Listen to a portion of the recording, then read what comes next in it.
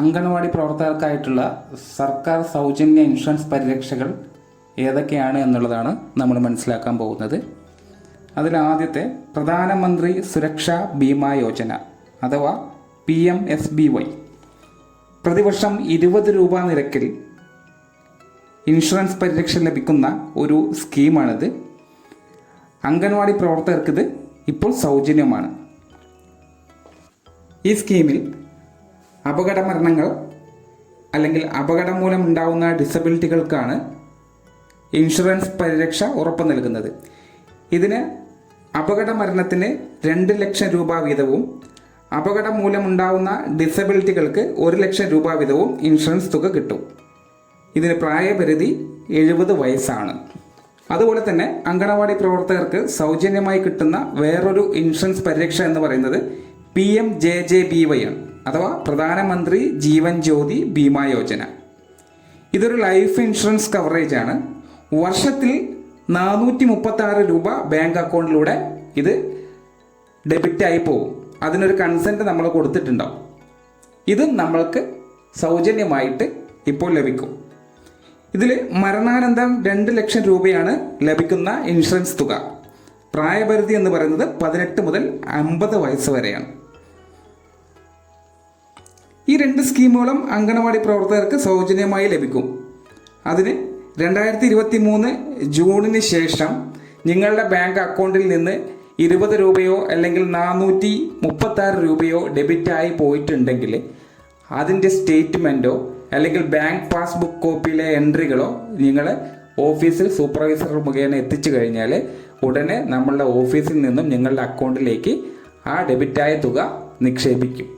അങ്ങനെയാണ് നമ്മൾക്ക് ഈ 2 സ്കീമുകളും സൗജന്യമായിട്ട് കിട്ടുന്നത്. ഇതിനെല്ലാം പുറമെ തന്നെ ആയുഷ്മാൻ ഭാരത് ഇൻഷുറൻസ് സ്കീമിനെ കുറിച്ച് നിങ്ങൾക്കറിയാം. മുൻപത്തെ RFBY കാർഡ്, രാഷ്ട്രീയ സ്വാസ്ഥ്യ ബീമാ യോജന, ഇപ്പോൾ അത് കാസ്പ് എന്ന രൂപത്തിലാണ് കേരളത്തിൽ നടപ്പിലാക്കുന്നത്. അതായത് കാരുണ്യ ആരോഗ്യ സുരക്ഷാ പദ്ധതി. നിലവിൽ 5 ലക്ഷം രൂപ കവറേജുള്ള ഈ സൗജന്യ ഇൻഷുറൻസ് പരിരക്ഷ BPL കാർഡുകൾക്കും വിധവകൾക്കും തുടങ്ങി വൾനറബിളായിട്ട് പുറകിൽ നിൽക്കുന്ന കുടുംബാംഗങ്ങൾക്കാണ് കിട്ടിക്കൊണ്ടിരുന്നത്. എന്നാൽ പുതിയ ഉത്തരവ് പ്രകാരം ഫീൽഡ് തല വർക്കേഴ്സ് ആയിട്ടുള്ള അംഗൻവാടി പ്രവർത്തകർ, അതിൽ താൽക്കാലികക്കാരെ ഒഴിവാക്കി സ്ഥിരമായിട്ടുള്ള അംഗൻവാടി പ്രവർത്തകർക്ക് ഈ ഇൻഷുറൻസ് പരിരക്ഷ സൗജന്യമായി ലഭിക്കുമെന്നുള്ള ഉത്തരവ് നിലവിൽ വന്നിട്ടുണ്ട്. ഈ സ്കീമിൽ നേരത്തെ പറഞ്ഞ പോലെ 5 ലക്ഷം രൂപയുടെ ഇൻഷുറൻസ് കവറേജ് ആണ് കിട്ടുന്നത്. ഇത് ടീച്ചർക്കും ടീച്ചറുടെ കുടുംബാംഗങ്ങൾക്കും ഈ പരിരക്ഷ കിട്ടും. അതിന് ടീച്ചറുടെ റേഷൻ കാർഡിൽ കാണുന്ന മെമ്പേഴ്സിനാണ് ഇതിന് എലിജിബിലിറ്റി ഉണ്ടാവുക. ഒരാളെ പുതുതായിട്ട് ആഡ് ചെയ്യാനും അല്ലെങ്കിൽ ഇത് പ്രകാരം പുതിയ കാർഡിന് അപേക്ഷിക്കാനും നിലവിൽ കഴിയില്ല. നിലവിൽ ഏതാണോ കാർഡ് അതിൽ എത്ര മെമ്പേഴ്സാണ് ഉള്ളത് അവർക്കാണ് അതിൻ്റെ എലിജിബിലിറ്റി കിട്ടുക.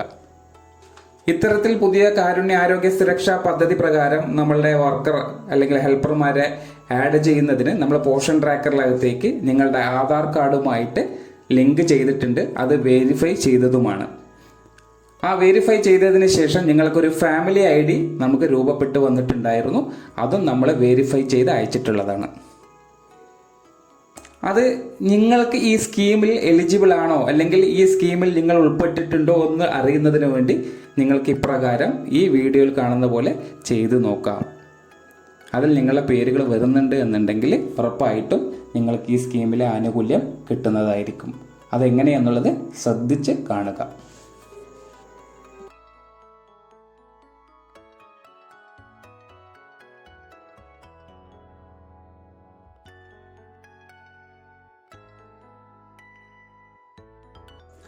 അല്ലെങ്കിൽ ക്ലിക്ക് ചെയ്തതിന് ശേഷം ഇത്തരത്തിലൊരു പേജിലെത്തും. അതിൽ നിങ്ങൾ സെലക്ട് എന്ന് കാണുന്ന ഭാഗം ആദ്യം PMJAY എന്നുള്ള സെലക്ട് ചെയ്തു. പിന്നീട് സ്റ്റേറ്റ് സെലക്ട് ചെയ്യുന്ന അവിടെ കേരള എന്ന് സെലക്ട് ചെയ്യുക.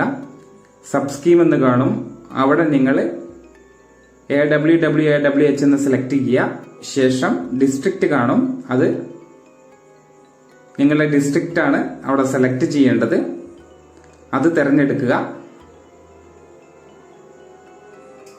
ശേഷം സെർച്ച് ബൈ എന്നുള്ള ഭാഗം ക്ലിക്ക് ചെയ്യുമ്പോൾ അവിടെ ആധാർ നമ്പർ എന്നുള്ളത് സെലക്ട് ചെയ്യുക. തൊട്ട് താഴെ ആധാർ നമ്പർ നിങ്ങളുടെ ആധാർ നമ്പർ രേഖപ്പെടുത്തുക. ശേഷം ക്യാപ്ച കാണുന്നുണ്ട്. ക്യാപ്ച കോഡ് നിങ്ങൾക്ക് ക്ലിയർ ആയില്ലെങ്കിൽ അവിടെ റീഫ്രഷ് ബട്ടൺ ഉണ്ട്, അത് ക്ലിക്ക് ചെയ്താൽ പുതിയ ക്യാപ്ച കിട്ടും. അത് ഇവിടെ എൻ്റർ ചെയ്ത് കൊടുക്കുക.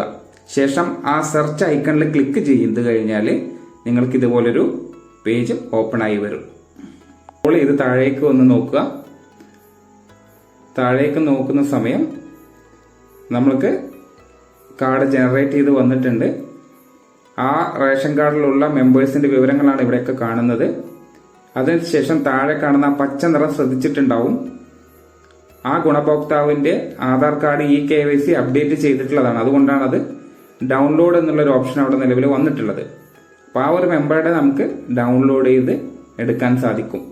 മറ്റുള്ള മെമ്പേഴ്സിന്റെ ഹോസ്പിറ്റലൈസ്ഡ് ആവുന്ന സമയം ആശുപത്രിയുമായി നമ്മൾക്ക് നേരിട്ട് അവരുടെ കാർഡ് നമുക്ക് ഇതുപോലെ ജനറേറ്റ് ചെയ്തെടുക്കാൻ സാധിക്കും. ഇത്തരത്തിൽ ഡൗൺലോഡ് ചെയ്യുന്ന സമയം ഇതുപോലൊരു OTP ചോദിക്കും. ആധാർ നമ്പർ കറക്റ്റ് ആണെങ്കിൽ വെരിഫൈ എന്നുള്ള ഭാഗം നമ്മൾ ക്ലിക്ക് ചെയ്യുന്നു. അങ്ങനെ ക്ലിക്ക് ചെയ്ത് കഴിഞ്ഞാൽ 2 OTP നമ്മുടെ മൊബൈലിലേക്ക് പോകും. അതിലൊരു മൊബൈൽ OTP എന്ന് പറയുന്നത്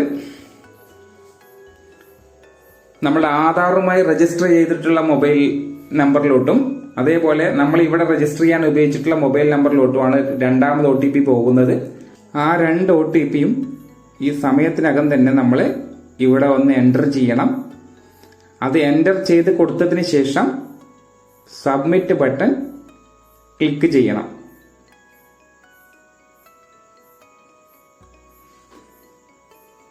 ബെനിഫിഷ്യറി ആധാറിൽ വന്നിട്ടുള്ള OTPയും മൊബൈൽ നമ്പർ OTPയും വന്നു കഴിഞ്ഞാൽ ഓട്ടോമാറ്റിക് ആയിട്ട് നമ്മളെ കാർഡ് ജനറേറ്റ് ചെയ്ത് വരും. അതായത് ഡൗൺലോഡ് ചെയ്ത് നമ്മളെ ഫോണിനകത്തേക്ക് സേവ് ആയിട്ടുണ്ടാവും.